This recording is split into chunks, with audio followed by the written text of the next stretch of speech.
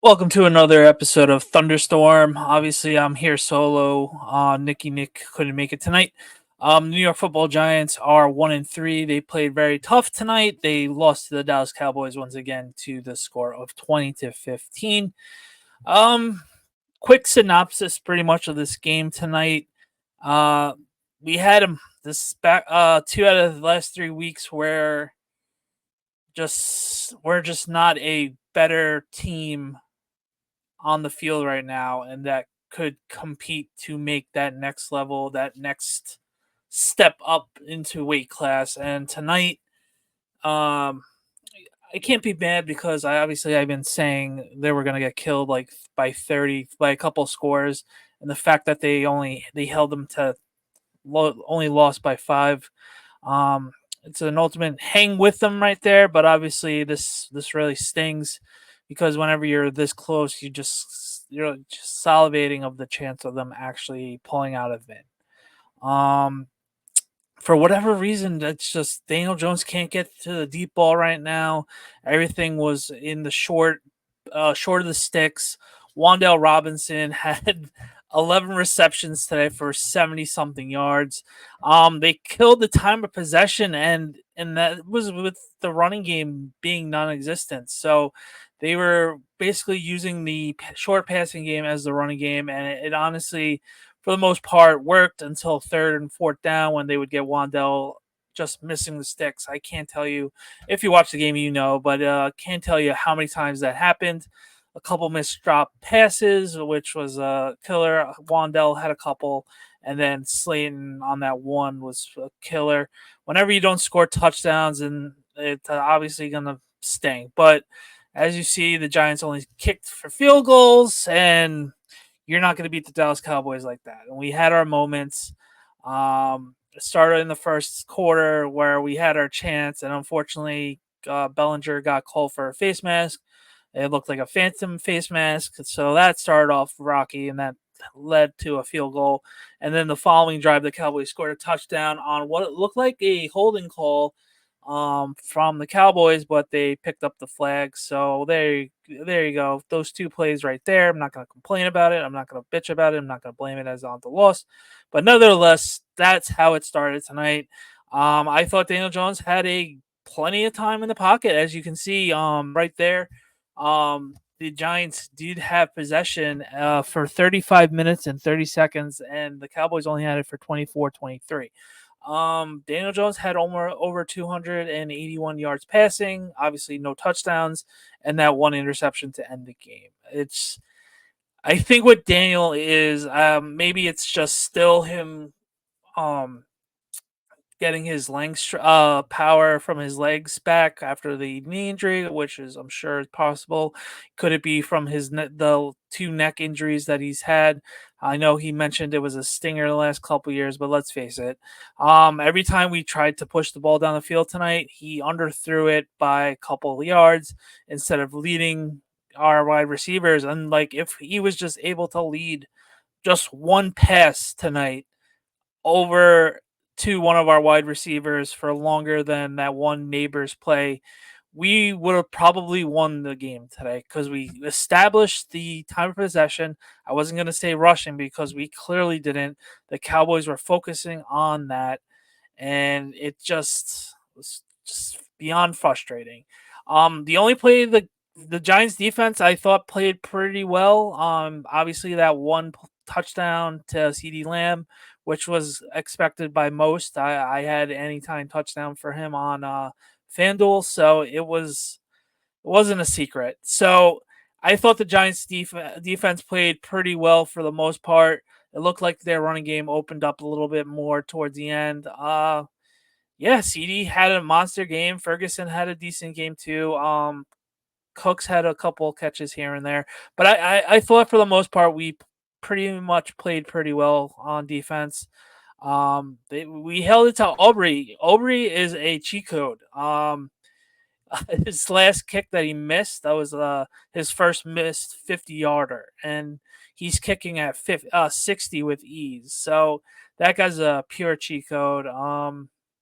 Yeah, no, it's just really frustrating to really just formulate. I can't wait to see the depth of target throwing from Daniel Jones today and everything else like that. Hopefully Malik Neighbors did get hurt on that fourth down that he unfortunately dropped, but he had his two toes down, so 2 feet down. So that was really that was would have been such a beautiful play, especially on fourth down. But um yeah, no, it's just really frustrating. We've lost 2 games to around 9 points. So it's a bummer. And both of those losses were in the division, so they are 0-2 in the division, and they will be playing the Eagles within 3 within the month. So it's beyond frustrating. Even though when you're expecting a lot worse of an output, it still sings when you're within a touchdown to find a way to pull it out, and unfortunately didn't. So yeah, no, I thought the defense played fine. It wasn't one of those. Dak had an efficient game. He's just a pure surgeon. Um, uh, Kayvon Thibodeau actually had a very good game against a rookie tackle. He had a couple holding calls. He beat him on a couple plays. For the most part, he looked pretty solid. Burns looked pretty good as well. Cordell Flott looked pretty solid. Well, he made a couple plays. Unfortunately, Deontay Banks made another. Was on the other end of a long touchdown. Unfortunately for his part, but for the most part, we just kept everything in front of us. And we didn't really hear about Deontay Banks mostly in the second half, but they did target CD a lot. Obviously, recording at 11:49 after this game, I wanted to get the freshest of my thoughts out to this game. So what did you guys think? Obviously, I had a couple of friends thought they were too conservative with the play calling. I honestly thought it was in the middle. I think Brian Daboll knows what he has in Daniel Jones, and unfortunately, that's just slowly moving the sticks methodically down the field. And he doesn't have any arm strength, anything past 20 yards. And as you saw, just if he just like I mentioned before, if he just hit one, it would have been a completely different game, and we probably would have eked out a win. Um, yeah, something's got to give with that, and that I think that's what's holding us back. Obviously, I'm not a rocket science by saying this. It's just we can't get up to that next level, and this is the second time in 3 weeks. I'm not counting the Minnesota game because that was just a stinker.